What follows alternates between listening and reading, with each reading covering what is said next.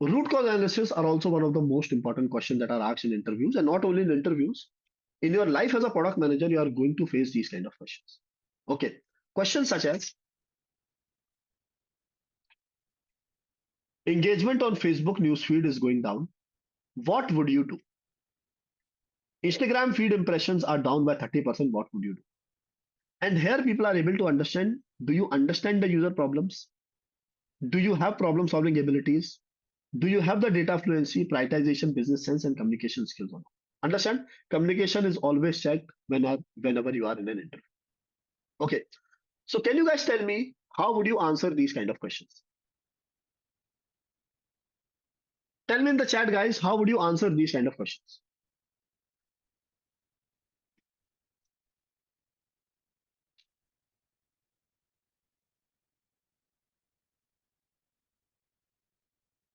Five guys, very good. Fishbone.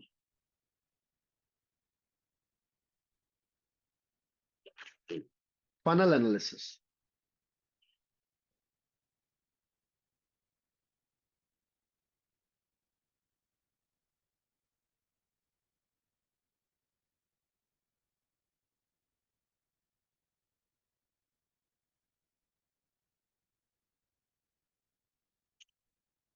Yes. Cool. To understand, these answers depend upon what is the question that has been asked to you.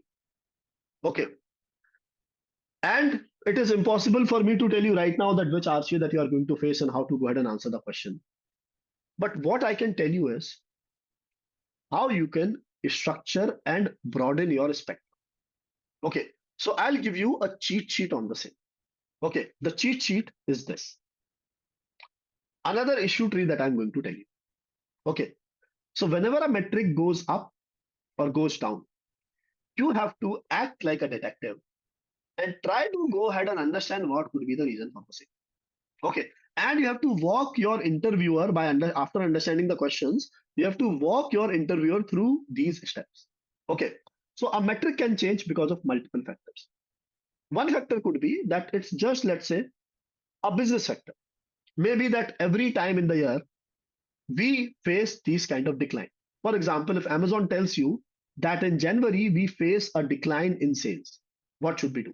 So now you'll understand that every time it happens in January. So maybe it's a normal thing for them. Yes, you can improve it, but that's a common phenomena. Why? Because the holiday season and the festival season has just ended. Okay, so there could be multiple business factors, such as some external factors, pricing changes, marketing changes. There could be technical factors, whether the implementation is done correctly or not, whether it's an infrastructure issue, whether your analytics tool are working correctly or not. Okay. There could be product factors. Have you added something? Have you changed something? Is there a update in UX or UI? Okay. And understand, guys, you cannot tell them, you cannot tell the interviewer that have you changed something in this particular time. You have to understand what they could have changed.